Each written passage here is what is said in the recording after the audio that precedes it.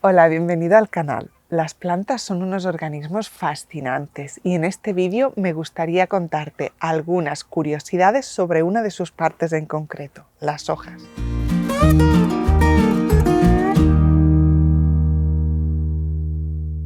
Las hojas cumplen una función fundamental en las plantas. Son las encargadas de captar la energía solar para realizar la fotosíntesis.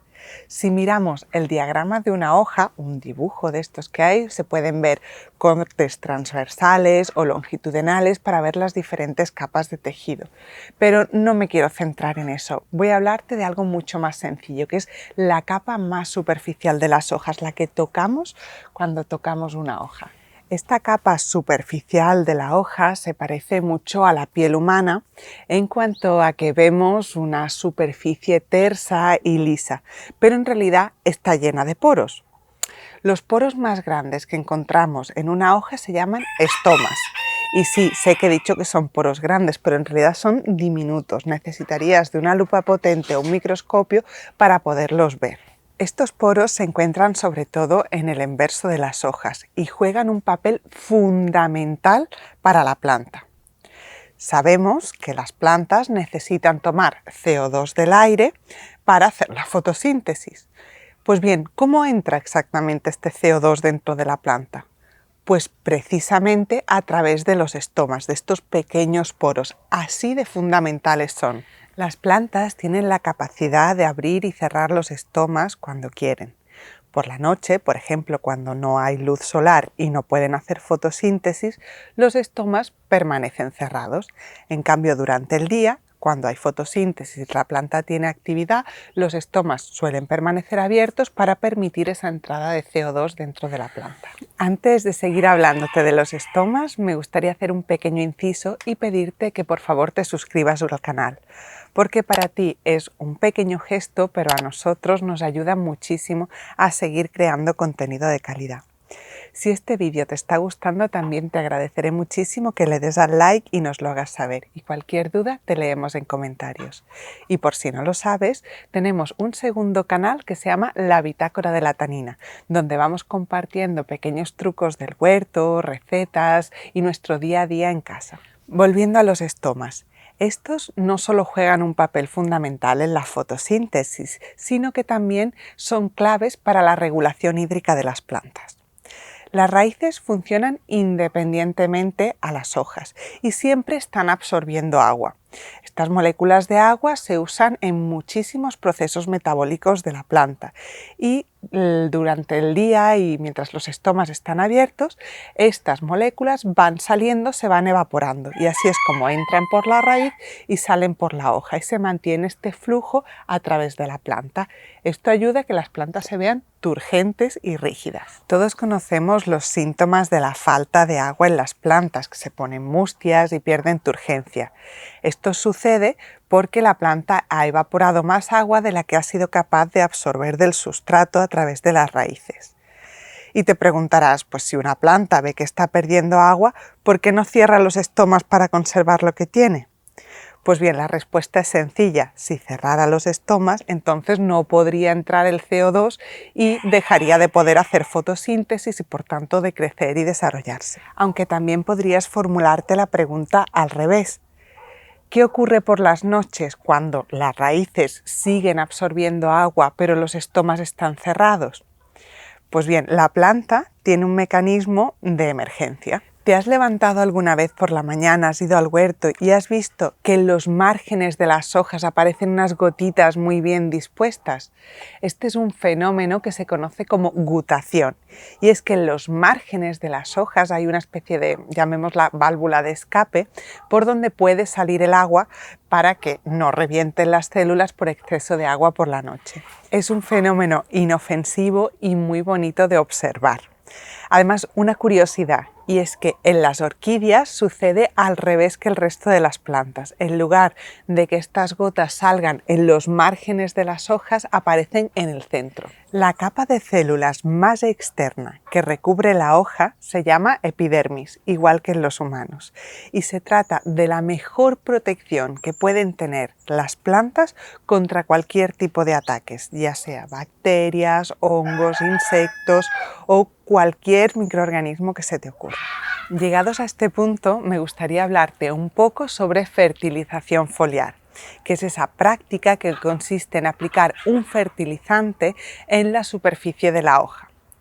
En la mayoría de los casos se trata de una pérdida de recursos y de tiempo, ya que son muy pocas las ocasiones en las que esto funciona. Para empezar, las plantas absorben la mayoría de los nutrientes que necesitan a través de las raíces. Cuando aplicamos un fertilizante encima de la superficie de una hoja, este no va a absorberse como si se tratara de un papel de cocina. La epidermis, como te contaba antes, es una capa protectora que impide que cualquier molécula entre en la planta. Aunque existe la creencia de que estos nutrientes podrían entrar igualmente por los estomas, que son esos pequeños poros de los que te hablaba antes. Pues bien, esto no funciona exactamente así. Los estomas no son simples agujeros por los que puedan entrar y salir moléculas libremente, tienen un cierto mecanismo. Y sí que es cierto que hay algunos poros diferentes a los estomas en las hojas que podrían permitir el paso de ciertas moléculas tipo fertilizante hacia el interior de la planta. Entonces, si tenemos esto en cuenta, la fertilización foliar debería funcionar. Y de hecho, lo hace. El problema está en la cantidad de nutrientes que la planta es capaz de absorber por este medio, que es prácticamente insignificante si tenemos en cuenta lo que es capaz de absorber por las raíces. Además, para que estos nutrientes puedan penetrar en la hoja deben de darse unas condiciones muy concretas que no siempre se dan. Es por eso que la fertilización foliar es algo complicada. Para algunos micronutrientes, pongamos por ejemplo el zinc, la planta necesita tan poca cantidad que la fertilización foliar podría funcionar.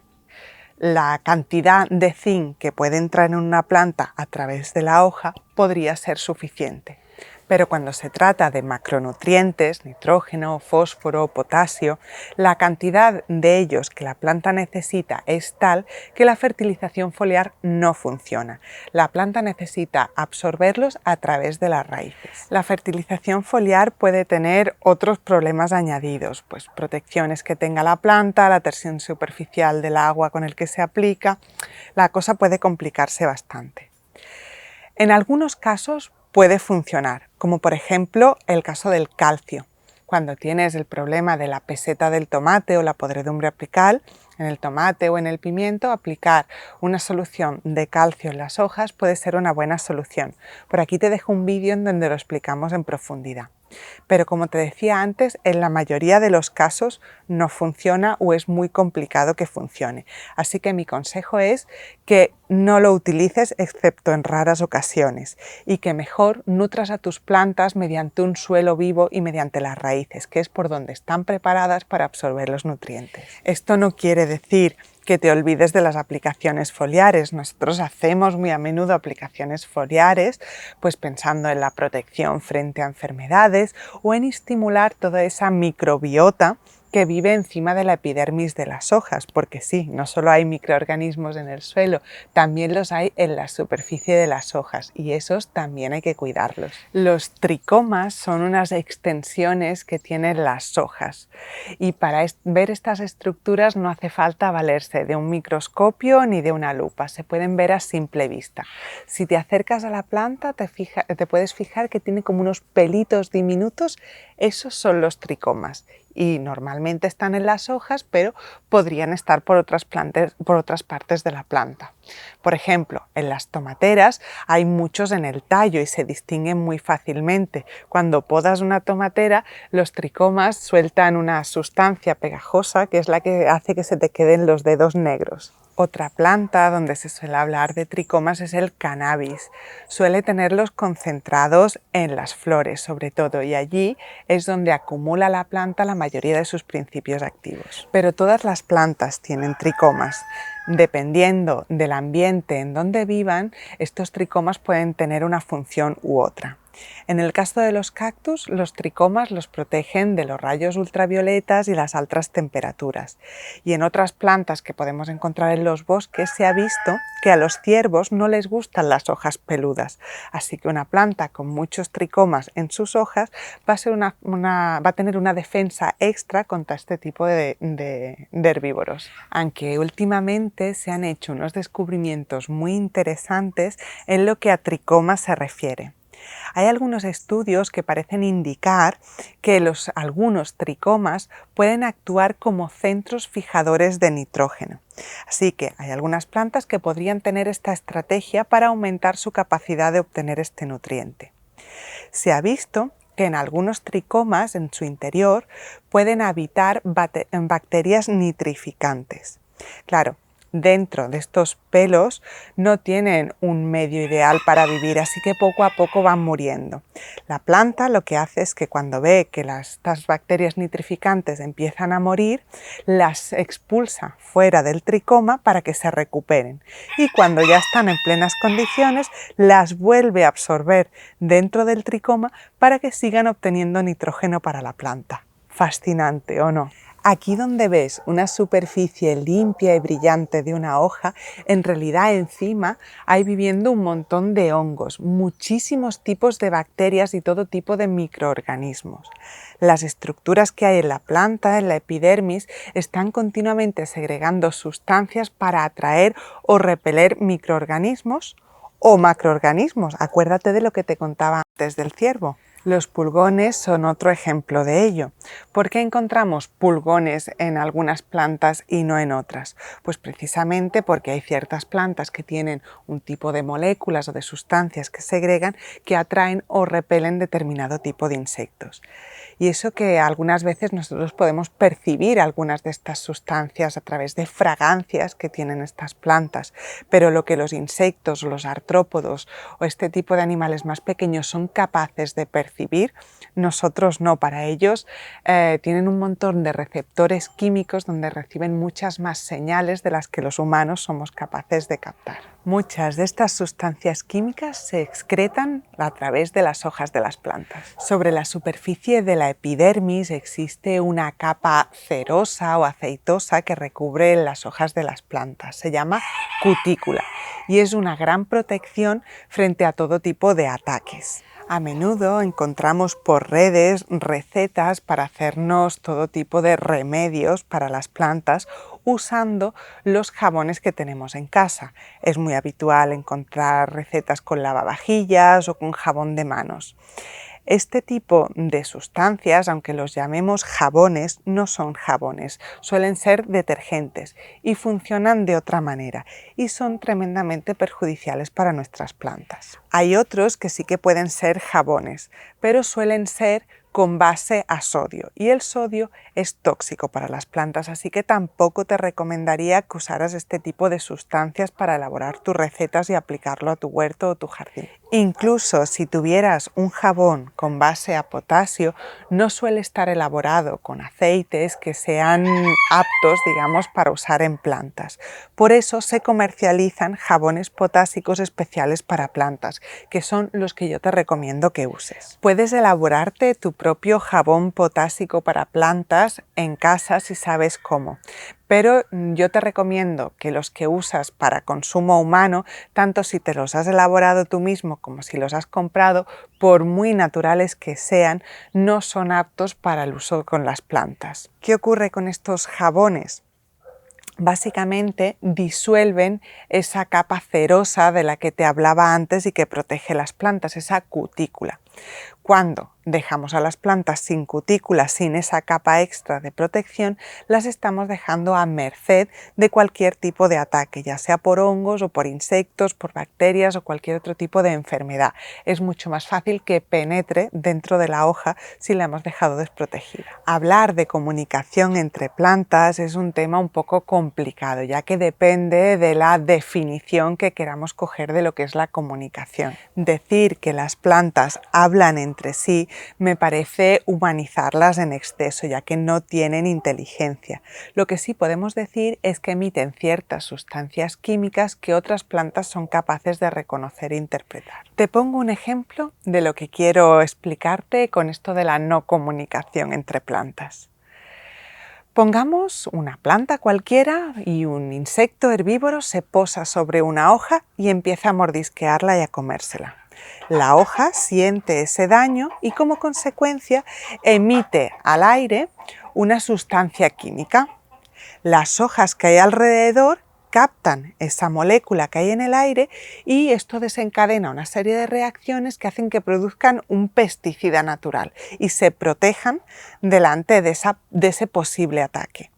Cuantas más hojas capten esa señal química en el ambiente y produzcan ese pesticida natural, esta señal se va extendiendo y quizá no solo alcance a las hojas cercanas de la misma planta, sino a otras plantas cercanas. Si este primer insecto que ha atacado la hoja decide dejar de mordisquear esa hoja e irse a otra, esta segunda, que ya ha captado la señal de la primera y ha producido ese pesticida natural, al mordisquearla el insecto, puede que no le guste el sabor o incluso puede que le siente mal.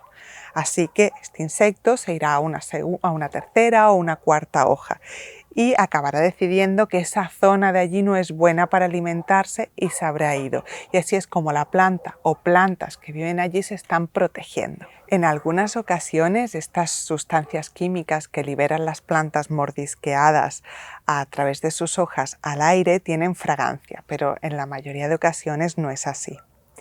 Está muy estudiado el tema de esta comunicación química que tienen las plantas en insectos sobre todo, aunque también se ha visto, hay estudios que apuntan que sucede igual cuando hay un ataque fúngico. Lo que pasa es que es un tema mucho más difícil de estudiar, porque el ataque de un insecto es muy inmediato y se puede medir enseguida, pero un ataque de un hongo a unas hojas puede tardar semanas en mostrar síntomas y esto dificulta mucho la labor de investigación. Lo que sí se ha visto es que cuando un hongo ataca las raíces de una planta, esta excreta sustancias a través de las hojas que pueden ser captadas por otras plantas. Otra de las funciones fundamentales de una hoja es la de captar la luz para que la planta pueda hacer fotosíntesis. Una planta sin luz se muere. Hay plantas que necesitan estar a sol directo, las hay que toleran la sombra, las hay que pueden estar sin luz durante más o menos tiempo, pero todas las plantas verdes necesitan de la luz solar para hacer fotosíntesis. De hecho, este es un principio que puedes usar para deservar una zona si lo necesitas. Lo común o tradicional es ir con una azada o si es una superficie muy grande con un tractor y arrancar todas las hierbas adventicias que no quieres en tu terreno removiendo el suelo. Si eres seguidor del canal, ya hemos hablado en muchísimas ocasiones de los perjuicios que puede tener remover el suelo. No voy a entrar a valorarlos en este vídeo, te dejo por aquí un link en donde lo explicamos en profundidad. La alternativa para deservar que te propongo es precisamente que uses esto, que uses la oscuridad. Cuando privas a una planta de luz, esta muere. Pues bien, cuando necesitas deservar una superficie, yo te propongo que la cubras con una lona, con cartones, es muy habitual, para que las plantas que hay ahí viviendo no tengan luz y se mueran. Pueden tardar más o menos tiempo, dependerá de cada planta, pero al final todas acabarán muriendo y dejarán toda su biomasa y toda su rizosfera en el lugar lista para que tus plantas que vas a plantar a continuación se aprovechen de ello. Es muy habitual, como te comentaba, usar el cartón para deservar. Es un material biodegradable, pero si lo vas a usar yo te recomiendo que sea el cartón marrón sin tintes de ningún tipo y que te molestes en quitarle todas esas cintas adhesivas plásticas que pueden tener. Si es una superficie muy grande la que quieres deservar, podrías usar una lona o una malla antihierbas y simplemente colocar unos pesos encima durante el tiempo que sea necesario para que permanezca en el sitio y las plantas que hay debajo mueran. Dejando de lado este pequeño paréntesis sobre cómo usar la privación de luz a nuestro favor, quisiera hablarte de las estrategias que usan las hojas para captar más luz. La primera y más obvia es hacer hojas más grandes y más arriba. Conforme una planta va creciendo, necesita más energía, por lo tanto necesita captar más luz y para ello pues simplemente aumenta la superficie foliar. Las hojas se vuelven más grandes y cada vez están más hacia arriba. ¿Cuál es la consecuencia? Pues que las primeras hojas que han quedado más abajo suelen quedar a la sombra y pierden capacidad fotosintética y es muy fácil que la planta se deshaga de ellas. Si has cultivado tomates, por ejemplo, es muy habitual que las primeras hojas la planta las seque y se deshaga de ellas. También sucede con los girasoles. Si te fijas, hay un montón de plantas que usan esa estrategia. Otra estrategia también muy obvia es orientar las hojas. Las plantas tienen la capacidad de mover la hoja hacia donde pueden captar más luz solar y lo hacen a través del peciolo, que es esa especie de rabito que une la hoja con el tallo de la planta. El mecanismo por el cual un peciolo es capaz de orientar la hoja me ha parecido muy complicado para entrar a explicarlo en este vídeo, pero si te apetece podríamos hacer una segunda parte en donde entrar en más detalle. Déjamelo en comentarios y lo tendremos en cuenta. Otra de las estrategias que también puede parecer muy sencilla y muy obvia es la de ir alternando la orientación de las hojas. Eso sucede muchísimo en las plantas. Si un par de hojas tienen orientación, digamos, norte-sur, el siguiente par de hojas que se desarrolla normalmente tiene orientación este-oeste. Esto es para evitar que las hojas se hagan sombra entre sí y de esta manera aumenta también la capacidad fotosintética de la planta. No siempre se da, pero es frecuente. En botánica, este fenómeno de ir orientando las hojas de 90 grados en 90 grados, digamos norte-sur, este-oeste, se conoce como hojas decusadas. Y otra estrategia similar, muy parecida, es también cuando las hojas crecen de forma helicoidal para no hacerse sombra. La disposición y tamaño que van a tener las hojas de tus plantas adultas es un factor importante a tener en cuenta a la hora de distribuir las plantas en tu huerto. Podrías hacer sombra a una planta que necesita exposición directa, pero si lo tienes en cuenta, podrías utilizar la sombra de una planta de hojas grandes para poner una planta que tolere bien la sombra. Te pongo un ejemplo para que te resulte más sencillo. Una tomatera es una planta que se vuelve muy alta y es bastante frondosa con las hojas, con lo cual va a hacer sombra detrás de lo que tenga. Pues detrás podrías poner una planta que no necesite una exposición solar directa o que tolere bien la sombra, como podría ser una lechuga. Si detrás pusieras un pimiento, por ejemplo, detrás de la tomatera, esta tomatera podría hacerle sombra y dificultar el crecimiento de esta pimentera. En cambio, la lechuga podría verse beneficiada de la sombra que le da la tomatera, ya que se ha visto que a la sombra las lechugas hacen hojas más grandes, más turgentes y más carnosas. Podríamos hablar largo y tendido sobre este tema porque a mí me parece fascinante. Si a ti también y te gustaría que hiciéramos más vídeos de este tipo, déjanoslo en comentarios. Si este vídeo te ha gustado, te agradeceré muchísimo que le des al like y que te suscribas al canal y nos vemos en próximos vídeos.